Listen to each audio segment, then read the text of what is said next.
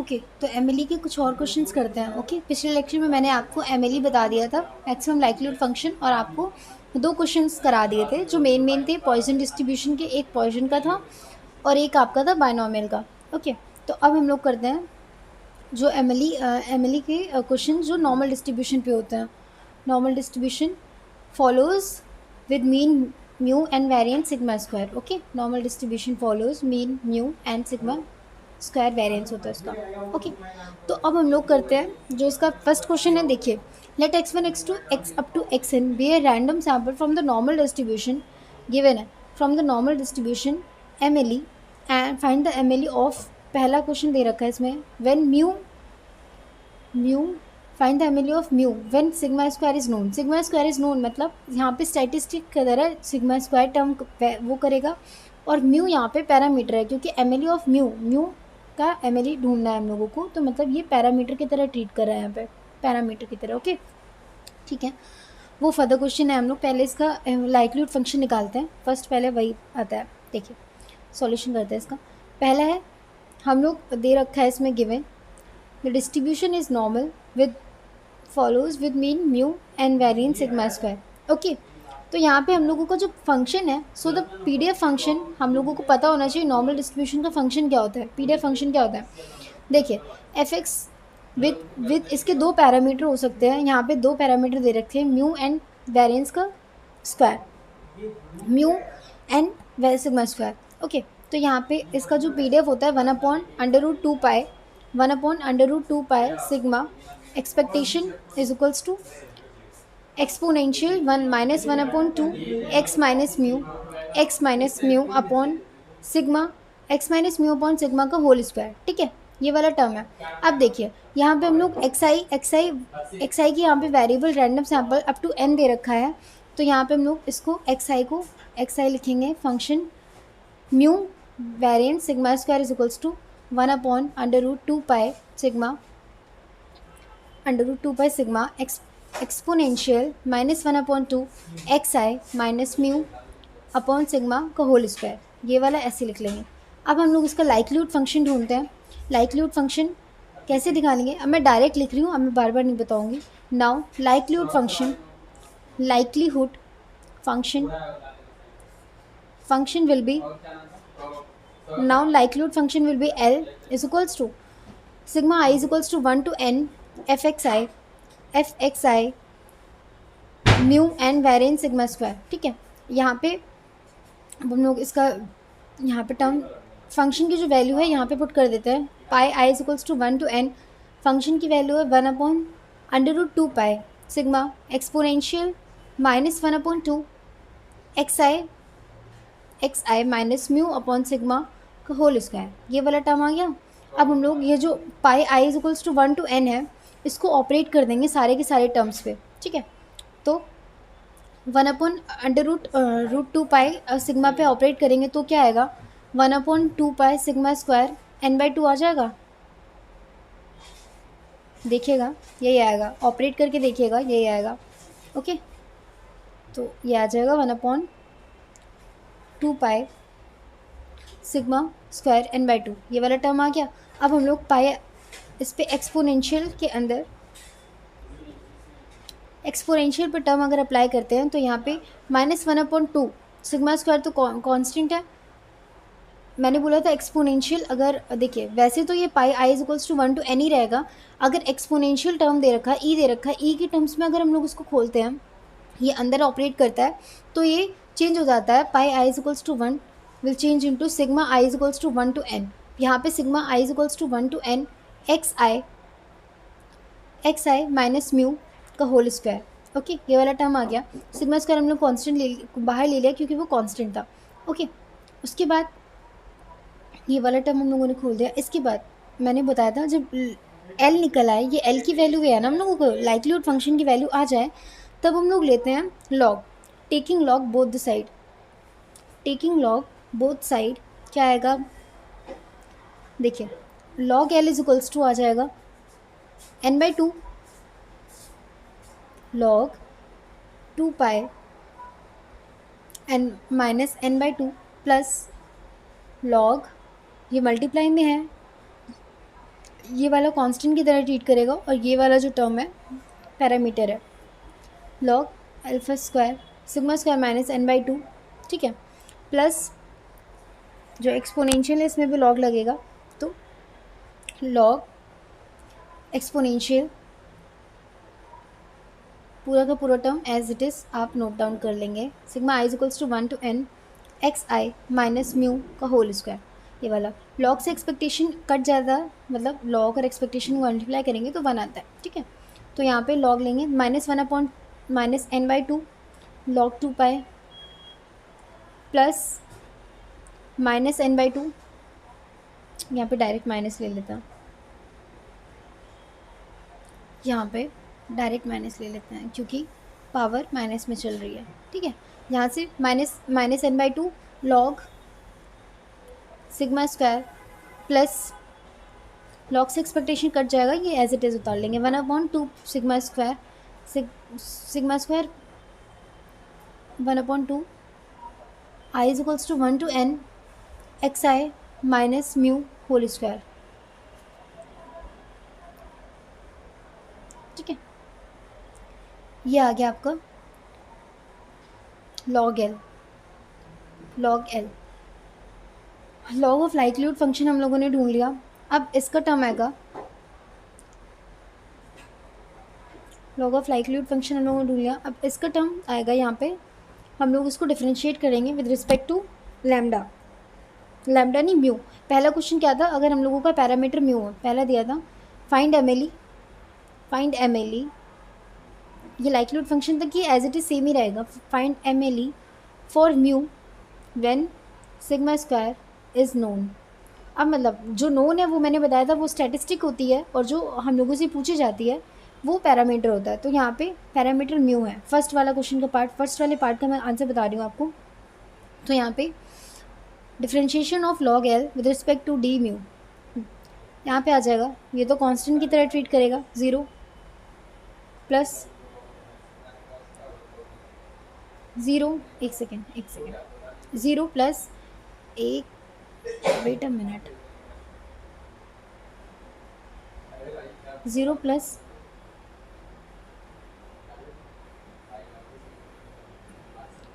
Zero plus यहाँ पे sigma square भी पैरामीटर की तरह है, यहाँ पे भी कांस्टेंट की तरह, क्योंकि यहाँ हम लोग रिस्पेक्ट किसके रिस्पेक्ट में डिफरेंशिएट कर गए, म्यू के रिस्पेक्ट में ना, तो म्यू वाले टर्म ही चेंज होंगे, डिफरेंशिएट करेंगे और सारे टर्म वो हो जाएंगे, क्या मतलब है कांस्टेंट की तरह ट्रीट करेंगे, 0 हो जाएंगे। तो यहाँ पे 0 प्लस सिग्मा स्क्वायर, यहाँ पे म्यू है ना, तो क्या आएगा, पहले तो लिखिए 1/2 सिग्मा स्क्वायर कांस्टेंट की तरह ट्रीट करेगा, sigma i is equals to 1 to n ऐसे ही रहेगा, पहले 2 बाहर ले लेते, 2 x i minus mu square का क्या होगा,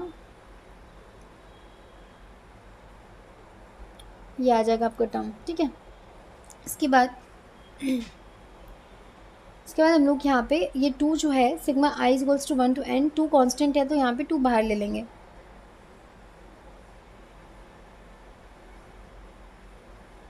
ठीक है।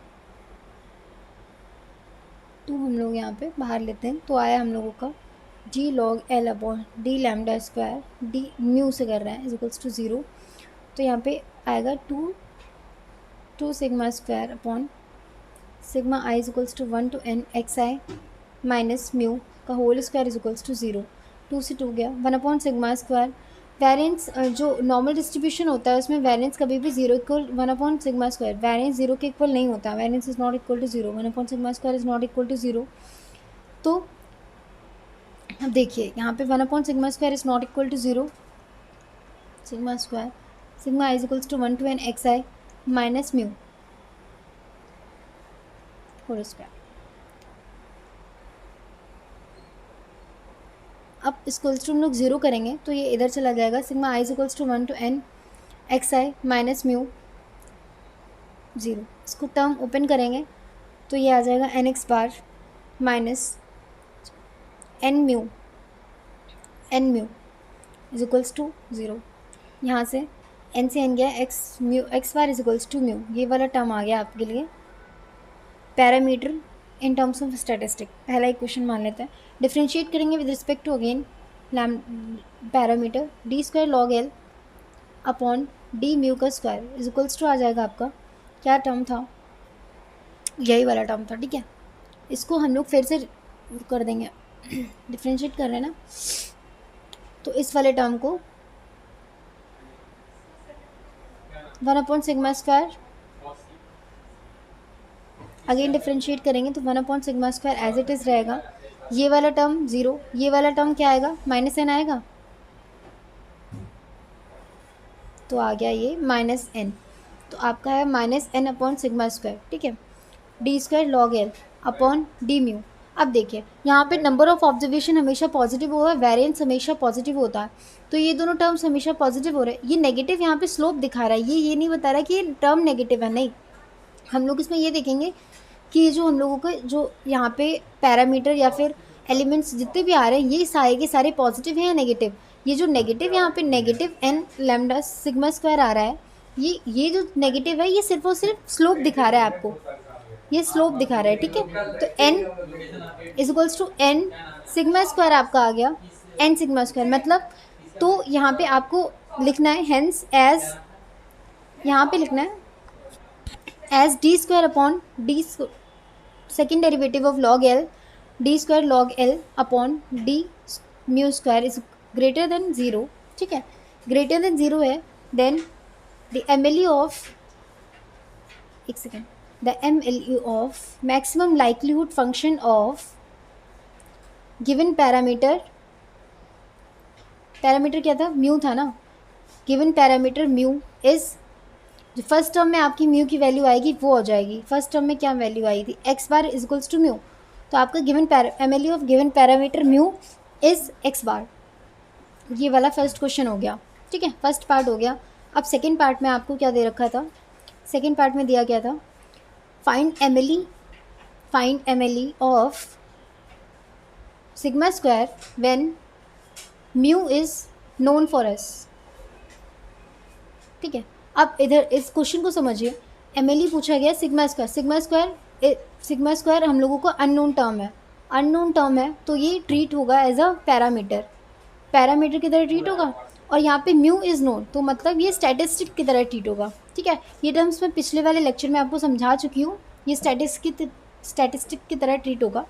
तो अब देखिए लाइक्लीहुड फंक्शन दोनों के लिए एज इट इज़ रहेगा, क्योंकि नॉर्मल डिस्ट्रीब्यूशन ही फॉलो कर रहा है ना, नॉर्मल डिस्ट्रीब्यूशन ही फॉलो कर रहा है, तो इसके लिए likelihood function as it is रहेगा। बस हम लोग जब डिफ्रेंशिएट करेंगे तो डिफ्रेंशिएट करते वक्त जो हमारा पैरामीटर है, यहाँ पे पैरामीटर σ² हो जाएगा, ठीक है।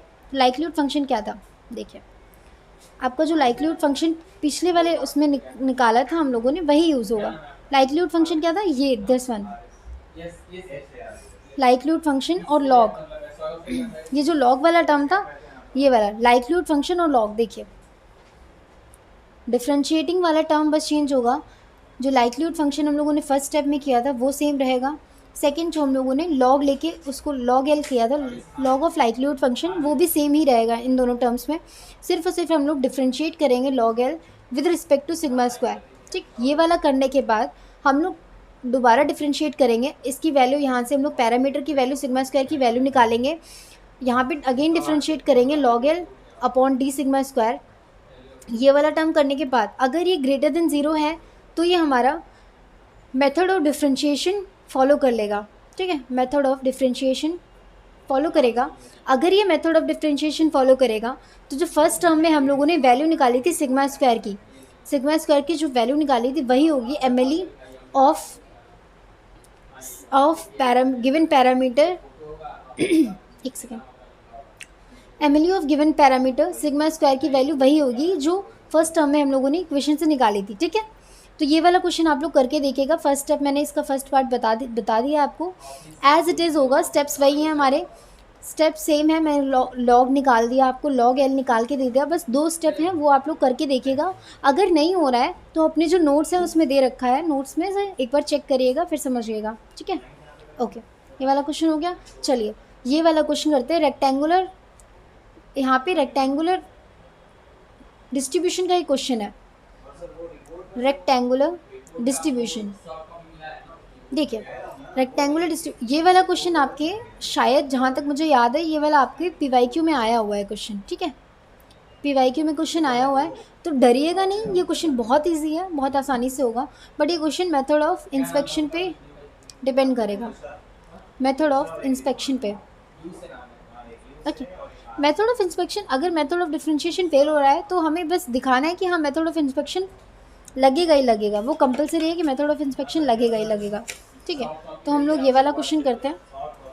क्या है, पहले तो देखिए इसमें रेक्टेंगुलर का डिस्ट्रीब्यूशन पहले देखिए, फंक्शन कैसे डिफाइन होता है। फंक्शन डिफाइन होता है f(x), इसमें भी दो पैरामीटर आपके लैम्डा एंड बीटा हैं, इज़ 1/बीटा माइनस लैम्डा व्हेन जो x की वैल्यू है बीटा से लाई करती है और अल्फ़ा तक लाई कर रही है, और ज़ीरो होगा अदरवाइज। ठीक है, ये आपका ओके। तो हम लोगों को ये इसका PDF यहाँ पे ये दे रखा है, ये वाला। ठीक, तो इसकी जो रेंज है, अगर इस रेंज में लाई कर रहा है तो 1/बीटा माइनस अल्फ़ा हो जाएगा, अदरवाइज ज़ीरो हो जाएगा। ठीक, अब देखिए लाइक्लीहुड फंक्शन निकालते हैं हम लोग। Likelihood function is equals to pi i is equals to 1 to n f(xi), इसके दो पैरामीटर हैं लैम्डा और बीटा। ठीक है, तो यहाँ पे हम लोग अपना फंक्शन लिखते हैं। फंक्शन है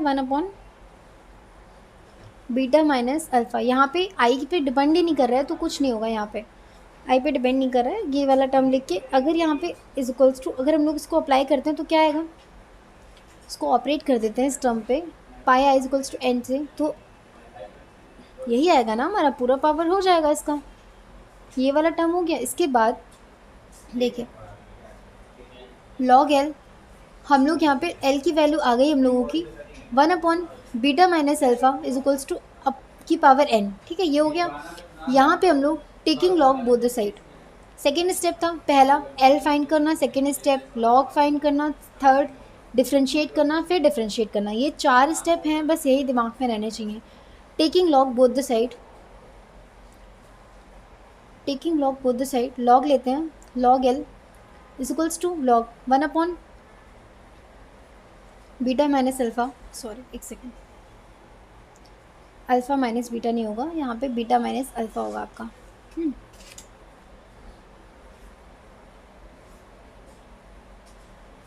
log लेंगे, देखिए तो अगर हम लोग log लेते हैं इस पर 1/बीटा माइनस अल्फ़ा, पावर होल है तो होल पावर log में आगे आ जाती है, n log 1/बीटा माइनस अल्फ़ा माइनस। अब देखिए यहाँ पे आपको लग रहा होगा कि बीटा माइनस अल्फ़ा, ये सही लिखा है मैंने, एक सेकंड फिर से मैं सही से लिख देती हूँ, शायद समझ में आ नहीं रहा होगा।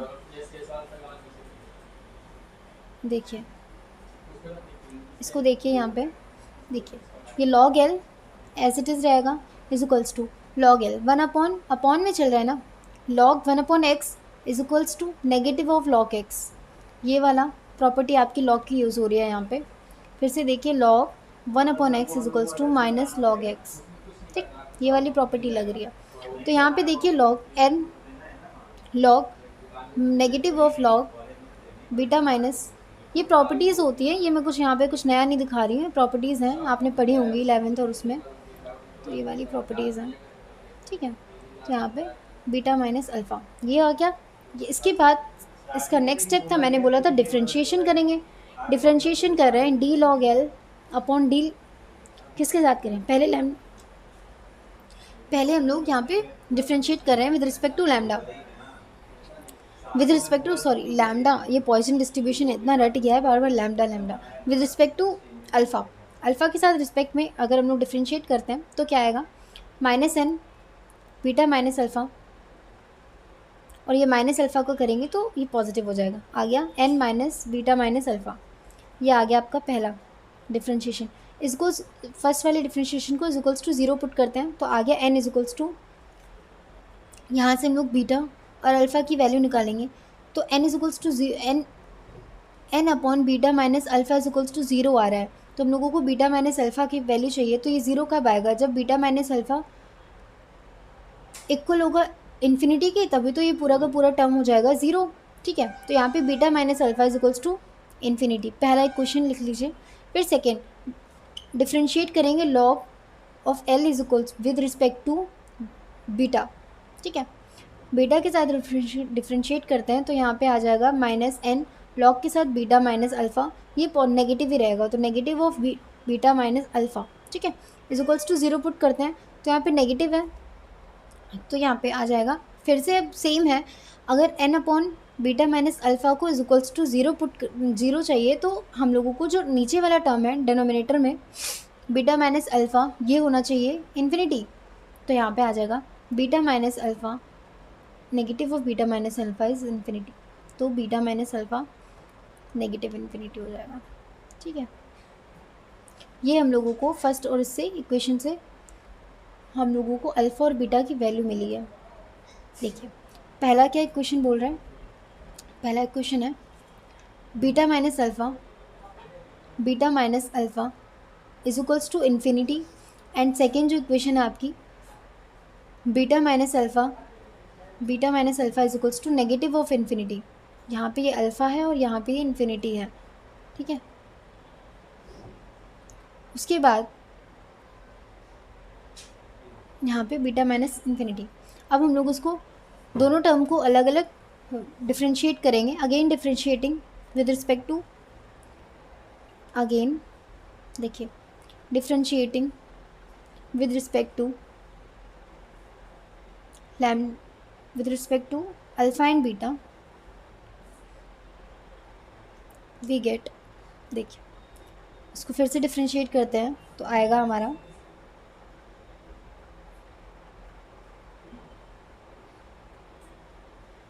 D square log L equals to, क्या था हमारा n माइनस था ना,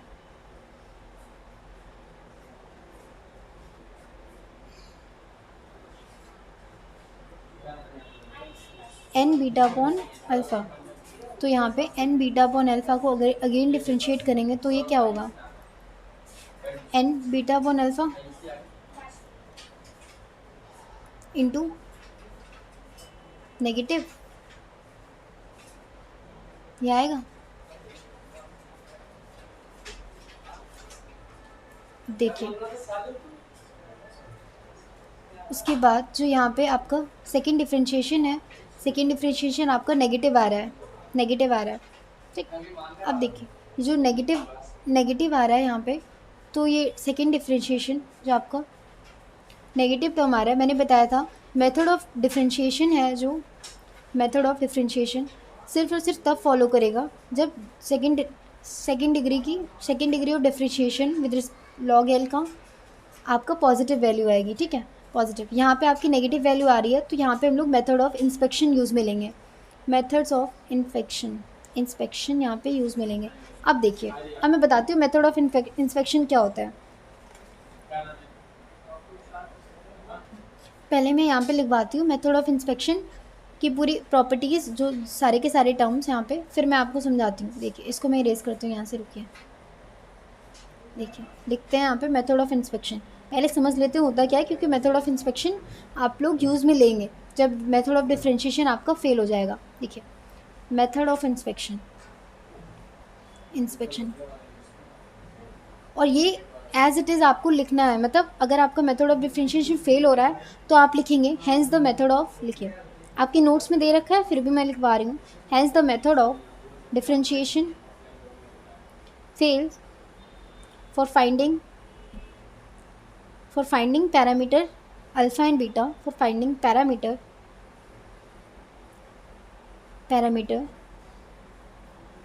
MLE of alpha and beta, so we need to apply the method of inspection, ठीक है। ये एज इट इज़ लिखना है, इसकी स्टेप मार्किंग होती है, तो आपको ऐसे लिखना पड़ेगा कि कहाँ से क्या और क्यों यूज़ करना है। So we need to apply method of inspection, okay, method of inspection. In this method let us arrange, in this method, इससे पहले हम लोगों को उसकी जो रेंज दे रखी थी रेक्टेंगुलर डिस्ट्रीब्यूशन की जो रेंज दे रखी थी, क्या दे रखी थी, अल्फ़ा ये दे रखी थी, ठीक है, अदरवाइज 0 था। In this method let us arrange the sample, जो सैम्पल है x1 x2 up to xn, sample observation x1 x2 up to xn in ascending order. पहले इसमें हम लोग जो सैम्पल ऑब्जर्वेशन हम लोगों को दे रखे हैं उसको असेंडिंग ऑर्डर में अरेंज करेंगे ऑफ देयर मैग्नीट्यूड। ठीक है, अरेंज करने के बाद ये वाला लिख लेंगे, जो रेंज है इसी में लिख लेंगे हम लोग, रेंज के ही जो हम लोगों को डिस्ट्रीब्यूशन में रेंज दे रखी है उसके यूज़ से हम लोग उसकी जो अपर लिमिट और लोअर लिमिट हम लोग लोअर लिमिट डिसाइड कर लेंगे। तो यहाँ पे x1 star, x2 star, x3 star, क्योंकि ये रियल वैल्यू हम लोगों को नहीं पता है ना, तो हम लोग सिर्फ एज्यूम कर रहे हैं कि ये वाला बड़ा है, तो यहाँ पे स्टार सिर्फ एज्यूमेशन के लिए लगाया गया है, एज्यूमिंग पावर है। ठीक है, एज्यूमिंग वैल्यू है of x1 x2 x3 up to xn, तो ऐसे ही चलता रहेगा अप टू xn स्टार, क्योंकि रियल में हमें नहीं पता x1 बड़ा है x2 बड़ा है, बट हम लोग लेट कर रहे हैं। ठीक है, ये मेथड ऑफ इंस्पेक्शन पूरा हम लोग एज्यूम करेंगे कि हाँ ये सही है। ठीक है, बीटा आ गया। लाइक्लीहुड फंक्शन विल बी, अब देखिए likelihood function will be L will be maximum when beta minus alpha is less will be less। अब देखिए ये पूरा का पूरा डिस्ट्रीब्यूशन पे डिपेंड करता है। डिस्ट्रीब्यूशन क्या दे रखा था हम लोगों को, f x lambda, f x alpha और beta is equals to 1 minus beta minus alpha था। अब देखिए 1 अपॉन बीटा माइनस अल्फ़ा। अब देखिए इसकी वैल्यू हम लोगों को लाइक्लीहुड फंक्शन की वैल्यू इंक्रीज़ करनी है। कैसे करेंगे, जो ये वाला बीटा की वैल्यू हाई होनी चाहिए, अल्फ़ा की वैल्यू कम होनी चाहिए, ये तो बात की बात है। पहले तो बीटा माइनस अल्फ़ा पूरी जो ओवरऑल वैल्यू ये कम होगी, तभी तो इसकी वैल्यू ये हाई होगी। तो यहीं पे वही लिखा है यहाँ पे, likelihood function will be maximum when the beta minus alpha is will be minimum, will be less. ठीक है, तो beta minus alpha will be minimum when, अब ये बीटा माइनस अल्फ़ा कब मिनिमम होगा, when beta is greater, when beta is maximum,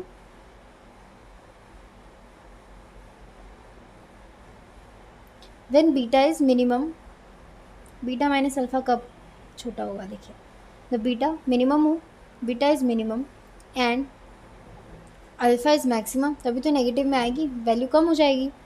then फिर इससे हम लोग डिसाइड करेंगे जो अल्फ़ा की वैल्यू होगी, अल्फ़ा की हम बीटा मिनिमम चाहिए, अल्फ़ा मैक्सिमम चाहिए।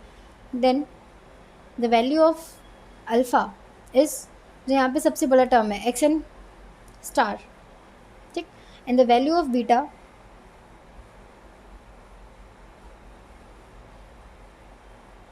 असेंडिंग ऑर्डर था ना।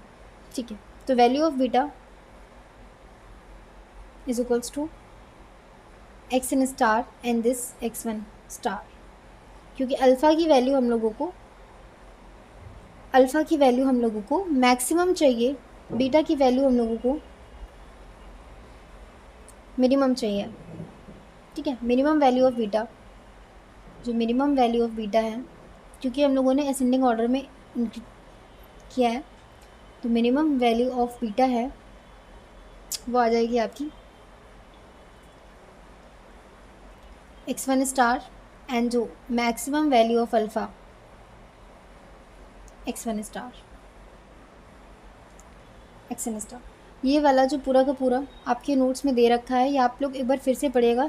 ये एज इट इज़, इतना के इतने पूरे के पूरे स्टेप्स एज इट इज़ लिखते हैं जब हम लोगों का मेथड ऑफ डिफ्रेंशिएशन फेल हो जाता है। ठीक है, इसका एक क्वेश्चन और मैं करा देती हूँ, ये इसमें ऐसे हो गया, एक क्वेश्चन और है, ये वाला भी कर लेते हैं। ठीक है, ये वाला भी कर लेते हैं। देख, इसमें भी मेथड ऑफ वही लगेगा। पहले हम लोग ये वाला करते हैं, फिर हम इस पे जाएंगे पावर्स पे। देखिए यहाँ पे the value of the M निकालना है इन लोगों को, एम क्वेश्चन कंप्लीट नहीं हुआ, ऑफ थीटा। ठीक है, यहाँ पे आपको एन ऑब्जर्वेशंस दे रखे हैं और जो आपका डिस्ट्रीब्यूशन है ज्योमेट्रिक डिस्ट्रीब्यूशन है, ज्योमेट्रिक डिस्ट्रीब्यूशन है। ओके, ज्योमेट्रिक डिस्ट्रीब्यूशन का PDF ये दे रखा है, f x theta is equals to 1 plus theta x की पावर थीटा। लाइक्लीहुड फंक्शन क्या आएगा, i is equals to 1 to n 1 plus theta x to the power theta likelihood function आएगा। अब इसको वो कर देंगे, इसकी जो रेंज आपको दे रखी है थीटा से x1, ये वाली रेंज दे रखी है, ठीक है। ये रेंज आपको क्वेश्चन में दे रखी है, यहाँ पे कंप्लीट क्वेश्चन लिखा नहीं है तो मैं बता रही हूँ। यहाँ पे आएगा आपका 1 plus theta to the power n x i theta, ये आ गया होल पावर थीटा। ये आपका लाइक्लीहुड फंक्शन आया। लाइक्लीहुड फंक्शन के बाद लॉग लगाते हैं, log L is equals to n log 1 plus theta multiply है प्लस हो जाएगा plus theta sigma i is equals to 1 to n log x i. Log का टर्म आ गया, डिफ्रेंशिएट करते हैं, log L upon differentiating with respect to, यहाँ पे पैरामीटर थीटा है, थीटा के रिस्पेक्ट में, तो ये आ जाएगा n 1 plus theta plus theta के रिस्पेक्ट में डिफ्रेंशिएट कर रहा है ना, तो यहाँ पे थीटा के रिस्पेक्ट में करेंगे तो i is equals to 1 to n log x i. Theta into में चल रहा है इसके साथ, इसलिए ये हो गया। इसके बाद हम लोग इसको इज इक्वल्स टू इसको ज़ीरो पुट करते हैं, जो ये वाला टर्म आया हमारा d square d log L upon d theta is equals to n 1 plus theta plus sigma i is equals to 1 to n log x i is equals to zero. Zero put करने के बाद ये वाला जो term है negative में जाएगा, n 1 plus theta उधर जाएगा तो नेगेटिव हो जाएगा, i is equals to 1 to n log x i, ठीक है, n प्लस 1। ये अगर मल्टीप्लाई कर रहे हैं यहाँ पे सो देखिए 1 एक सेकेंड ये आ जाएगा आपका इज इक्वल्स टू, ये पुट कर दिया हम लोगों ने,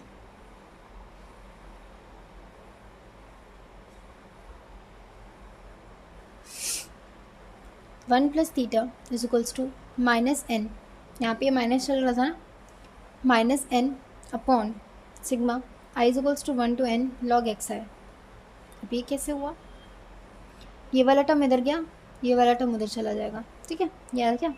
उसके बाद आपका थीटा की जो वैल्यू आ जाएगी वो आ जाएगी माइनस, इधर जाएगा 1 प्लस n अपॉन, इसके अपॉन में y i is equals to 1 sigma i is equals to 1 to n log x i. ये वाली आपकी वैल्यू आ गई थीटा की, नेगेटिव है। अब देखिए 1 upon n sigma i is equals to 1 less than 0, negative भी है। और ये वाला टर्म जो लॉग का टर्म है एक्स आई, ये पूरा का पूरा पॉजिटिव है। यहाँ पे देखिए अगर 1 2 3 4 इतने ऑब्जर्वेशन दे रखे हैं, 1 2 4 5, अब देखिए इसका पूरा का पूरा अगर हम लोग सम करते हैं तो वो ज़्यादा होगा या फिर नंबर ऑफ ऑब्जर्वेशन, सम ज़्यादा होगा ना। देखिए ये दे रखा है 5 और 9 3 2 12 12 ज़्यादा है, sigma i is equals to 1 2 जितना भी ये दे रखा है एक्स आई, जितना भी ये ज़्यादा होगा, या फिर n इज इक्वल्स टू 4, 12 ज़्यादा है ना, अपॉन में ज़्यादा है तो ये वैल्यू 0 से छोटी होगी, ठीक। तो यहाँ पे थीटा इज़ लेस देन 0 और नेगेटिव वैल्यू हो जाएगी। तो आपका जो मेथड अब यहाँ पे लिखेंगे as theta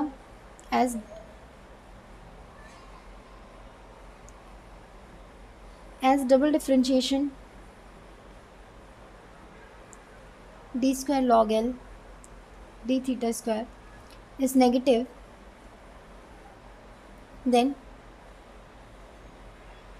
method of differentiation fails, this is negative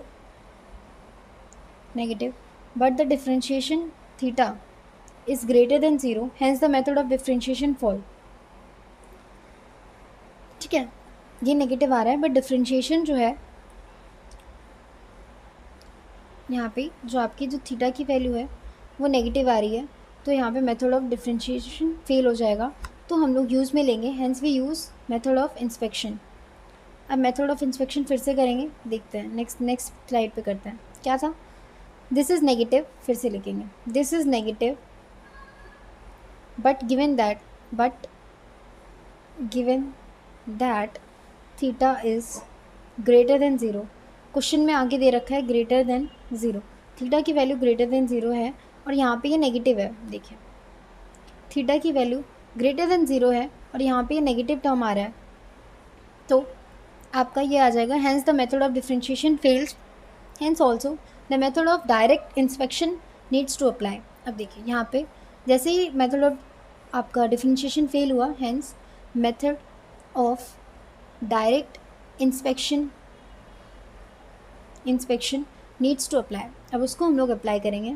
to apply इसमें क्या होता है, जितने हम लोगों के ऑब्जर्वेशन दे रखे होते हैं, सैम्पल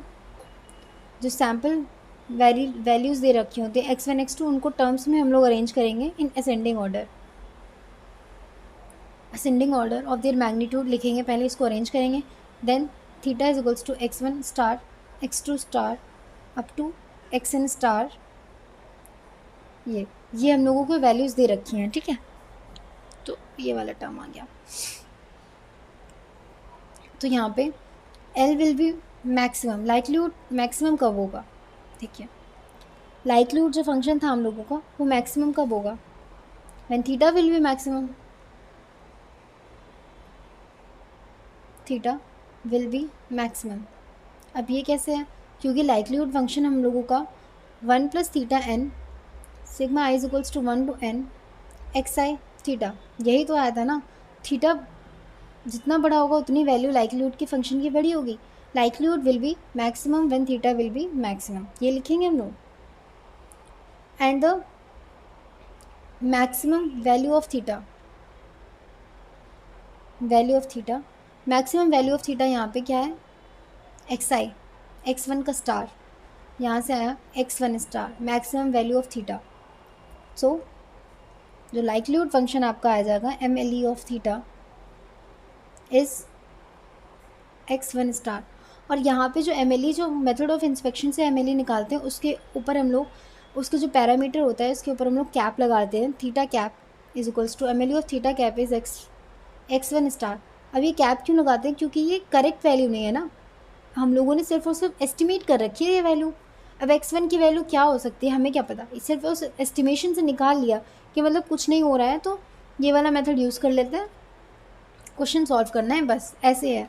तो मतलब यहाँ पे आपको इस मेथड ऑफ इंस्पेक्शन में पहले तो आपको लिखना पड़ेगा कि हम लोग ये फेल हो रहा है, मेथड ऑफ डिफरेंशिएशन फेल हो रहा है, so we apply the method of inspection. उसके बाद लिखना पड़ेगा कि हम लोग जो रैंडम जो सैम्पल वैल्यूज़ है हम लोगों को दी गई होंगे क्वेश्चन में, उनको हम लोग अरेंज करेंगे इन देयर असेंडिंग ऑर्डर। फिर जो गिवन जो हम लोगों को रेंज दे रखी होगी हमारे क्वेश्चन में, उसी की रेंज में हम लोग x1 x2 xn को अप्लाई कर देंगे, डाल देंगे वहीं पे। फिर उसके बाद हम लोग देखेंगे जो लाइक्लीहुड फंक्शन, उस पर वैल्यू हम लोगों की जो थीटा की वैल्यू है, लाइक्लीहुड फंक्शन की मैक्सिमम वैल्यू कब है। मैक्सिमम वैल्यू अगर दो पैरामीटर है तो मिनिमम मैक्सिमम दोनों देखनी पड़ेगी, एक ही है तो मैक्सिमम देख के हम लोग देखेंगे थीटा की पैरामीटर जो दे रखा है हम लोगों को, थीटा लैम्डा जो भी दे रखा हो, उस पर अगर वो मिनिमम करेंगे तो लाइक्लीहुड फंक्शन मैक्सिमम हो रहा है या नहीं हो रहा, कि उनका मतलब रिलेशन क्या है, जैसा रिलेशन फाइंड करेंगे उसी के अकॉर्डिंग हम लोग यहाँ पे लिख देंगे। अगर मैक्सिमम उसको मिनिमम करने से, पैरामीटर मिनिमम करने से लाइक्लीहुड फंक्शन मैक्सिमम हो रहा है तो हम लोग उसको वैसे ही कर देंगे, ठीक है। क्वेश्चन यहाँ पे आपका ख़त्म हो गया। चार्जर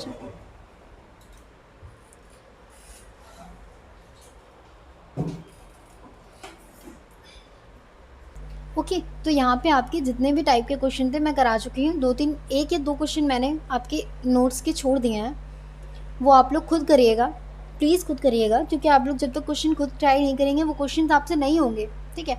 आपको लग रहा है कि 4 ही तो प्रोसेस है, पर ये 4 प्रोसेस में आप कंफ्यूज होंगे कि मतलब sigma i is equals to 1 x i दे रखा है, अब इसको कैसे करेंगे बताइए। Pi i is equals to 1 x i किसी के टर्म में दे रखा है तो उसको कैसे सॉल्व करेंगे। जब आप क्वेश्चन प्रैक्टिस करेंगे तो आपको हो जाएगा। ये यूनिट बहुत ईजी है, न्यूमेरिकल आना ही आना है, 15 नंबर का या 8 नंबर का न्यूमेरिकल बेस्ड है। न्यूमेरिकल करना आप स्टैट्स के बच्चे हैं या फिर मैथ्स भी ले रखी होगी कि किसी ने मैथ्स फिजिक्स वगैरह, तो आपको पता होगा कि हम लोगों को थ्योरी से ज़्यादा न्यूमेरिकल अच्छे लगते हैं, ताकि न्यूमेरिकल में फुल मार्क्स मिल जाते हैं। तो आप लोग इनकी प्रैक्टिस करिएगा। वो 2-3 क्वेश्चन जो मैंने छोड़े हैं वो कर लीजिएगा खुद से। अगर नहीं हो रहा है तो आप जो नोट्स हैं उनमें जाइए, बिल्कुल क्लियर लिखा हुआ है क्या कब कैसे हुआ है, सारे के सारे टर्म्स क्लियर हैं वहाँ पे। आप नोट्स में पढ़ेंगे तो आपको समझ में आ जाएगा, ठीक है। वो 2-3 क्वेश्चन करिएगा। उसके बाद में आपका जो लास्ट, इस यूनिट का जो लास्ट टॉपिक है वो क्या है आपका, method of movement, method of movements. अब ये जो मेथड ऑफ मूवमेंट्स है, मेथड ऑफ मूवमेंट्स बहुत छोटा टॉपिक है, ज़्यादातर तो आता नहीं है, ज़्यादातर तो मेथड ऑफ मूवमेंट आता नहीं है।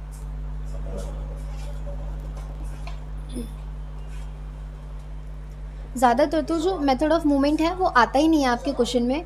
बस हाँ, पर 1-2 क्वेश्चन न्यूमेरिकल टाइप में मैं आपको करा देती हूँ कि बाई चांस अगर आपको 2 या 3 या फिर आपको और क्वेश्चन में मिल गया तो आप लोग उसको कर लीजिएगा। सिर्फ क्वेश्चन ही बेस्ड है, मेथड ऑफ मूवमेंट के सिर्फ और सिर्फ क्वेश्चन आते हैं। 2 या 3 मैं क्वेश्चन आपको करा देती हूँ। बाकी तो मैंने बताया है आपको इस यूनिट के इंपॉर्टेंट क्या है क्वेश्चन, मैंने PYQs देखे हैं, तो इस यूनिट के जो इंपॉर्टेंट टॉपिक्स हैं मैं कवर कर चुकी हूँ। पहला तो वो आपको क्राइटेरिया पे आता है 1-2 न्यूमेरिकल, फिर उसके बाद आपके MLE पे आता है आपको न्यूमेरिकल। सफिशिएंट भी पूछ लिया जाता है कभी कभार 2 या 3 मार्क्स में कि आपका सफिशिएंट एस्टिमेटर है या नहीं है। और फिर उसके बाद मैं आपको मेथड ऑफ मूवमेंट भी कराई दे रही हूँ, मैं क्यों ही छोड़ूँ, क्योंकि ये कभी कभार आ भी सकता है, नहीं भी आ सकता है, ठीक है। तो मैं क्वेश्चन नेक्स्ट जो आपकी नेक्स्ट लेक्चर होगा, नेक्स्ट लेक्चर में आपके मेथड ऑफ मूवमेंट कवर हो जाएगा। इसका मतलब आपकी जो यूनिट 1 है वो आपकी कवर हो गई है पूरी, ठीक है। इसकी न्यूमेरिकल्स करिएगा, कहीं पे भी डाउट हो तो आप लोग बता सकते हैं कौन सा क्वेश्चन कहाँ पे फंस रहा है, मैं आपके डाउट्स क्लियर कर दूँगी, ठीक है। Okay, thank you.